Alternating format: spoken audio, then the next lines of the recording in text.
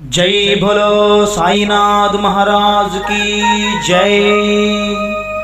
సాయి అంటే ఓయని పలికే ప్రత్యక్ష దైవం శ్రీ షిరిడి సాయినాథుడు. అటువంటి బాబా వారిని పుత్రవాత్సల్య ప్రేమతో మన ఇంటికి భోజనానికి ఆహ్వానిస్తూ ఈ మృదుమధురమైనటువంటి గీతాన్ని విందాం.